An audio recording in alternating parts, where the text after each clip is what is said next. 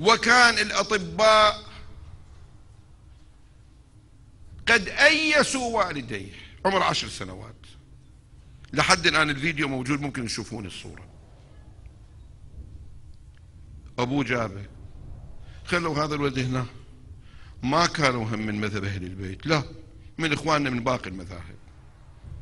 ليلة 4 محرم تذكرون يا شباب؟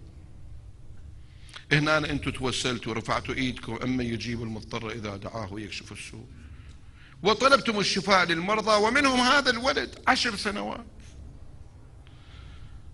نفس الليلة رسول الله صلى الله عليه وآله وسلم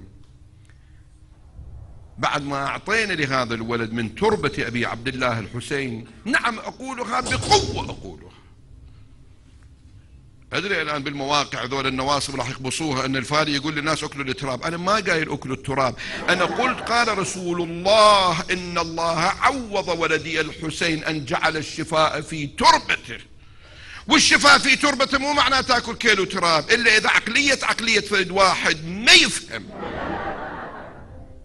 بمقدار ماشة، بمقدار حمص على الكثير من تربة الحسين تذيب بالمي، تاكل يعني تشرب أو تاكل هذا التراب. إن الله احتراما لأبي عبد الله الحسين جعل الشفاء في تربته. نعم، جعل الشفاء في تربة الحسين.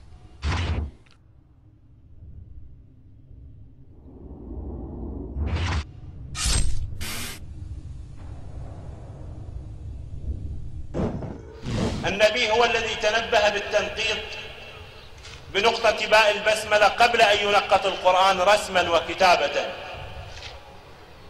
فقال: أيها الناس، جمعت علوم ما في الكون في القرآن الكريم،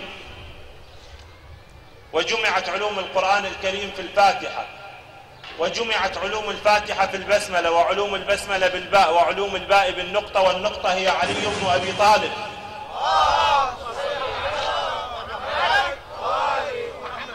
لذلك عبد الباقي العمري في قصيدته المكتوبة في داخل ضريح الإمام أمير المؤمنين سلام الله تعالى عليه: علي الذي فوق العلا رفع ببطن مكة وسط البيت إذ وضع، يقول: وأنت نقطة باء، وأنت نقطة باء مع توحدها بها جميع ما في الذكر قد جمع. أنت نقطة الباء التي جمع فيها كل ما في الكون وكل ما في القرآن، يعني علي. لذلك النقطة في العلوم الحديثة تعرف بأنها النقطة هي التي ليست لها بداية وليست لها نهاية. فإذا كان علي هو النقطة، فعلي الذي ليس له بداية وليس له نهاية. فحينما يقول: أنا الأول قبل الإنشاء والآخر بعد فناء الأشياء، فلنتأمل في هذه الكلمات، لأن لها تأويل ولها تفسير عند علي سلام الله عليه.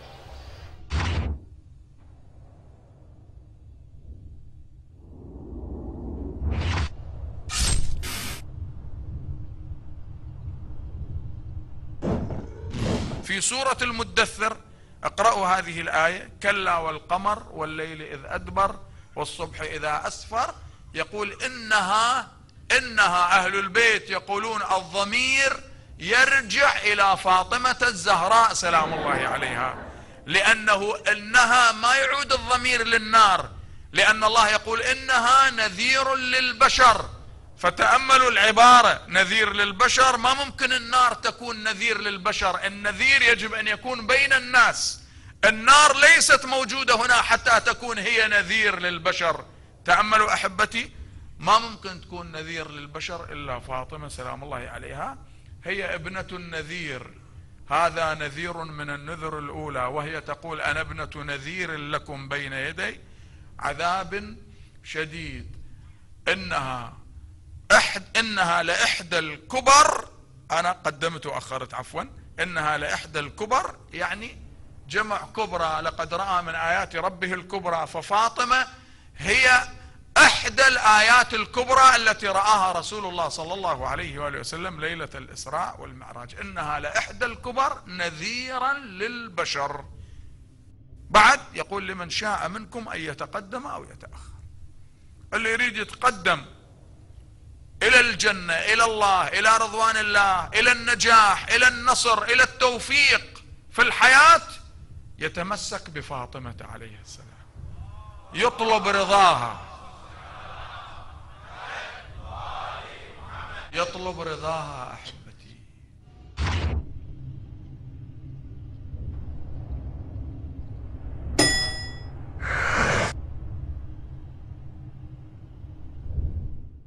أوليس إمامنا وسيدنا ومولانا باقر العترة صلوات الله عليه لما يسأل عن هذه الآية المباركة إنها لإحدى الكبر نذيرا للبشر لمن شاء منكم أن يتقدم أو يتأخر، قال الإمام أبو جعفر الباقر سلام الله عليه إنها لإحدى الكبر هي فاطمة صلوات الله وسلامه تعالى عليها، التي جعلها الله نذيرا للبشر لمن شاء أن يتقدم في كل أصقاع وأبعاد حياته أو يتأخر. ميزانه ومعياره ومكياله هو الزهراء صلوات الله وسلامه تعالى عليها.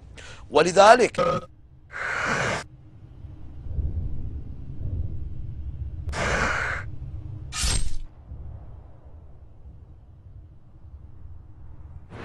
خصائصه أنه لا ظل له، هاي موجودة عند الأئمة، لكن عند الإمام الحجة تظهر، تشوف ما إلى ظل أبدا، لأن نوره في الأخبار من خصائص الإمام إذا ظهر يستغني الناس عن نور الشمس والقمر.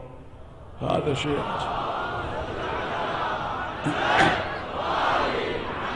والله العظيم عجيب يا حبيبي. ليش؟ لأنه الله يقول، الآية تقرؤونها في سورة الزمر، في آخر سورة الزمر، وأشرقت الأرض بنور ربها. باللغة العربية كلمة الرب تطلق على الخالق وتطلق على السيد ذي النعمة عليك. ملتفت كيف؟ قال له اذكرني عند ربك فأنساه الشيطان ذكر ربك. فالرب يعني الصاحب، الرجل رب العائلة، يقولون منو رب العائلة؟ يقولون فلان، صح ولا مو صحيح؟ أشرقت الأرض بنور ربها يعني بنور صاحبها الذي يخرج فيملأها قسطا وعدلا. ¡Usa los músculos! ¡Rápido, apúrense! ¡Por aquí! ¡Rápido, rápido! ¡Por aquí! ¡Por aquí! ¡Ay! ¡Se vuelve loco! ¡Mierda!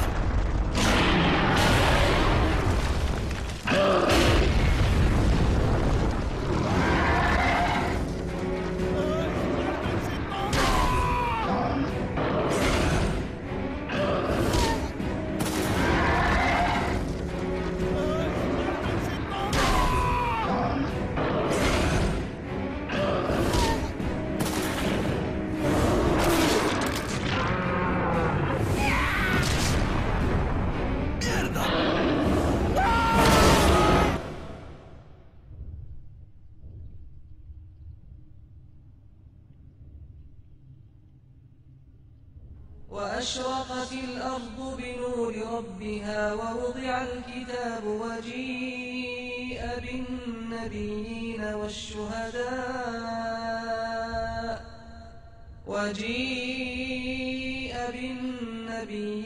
والشهداء وقضي بينهم بالحق وهم لا يظلمون.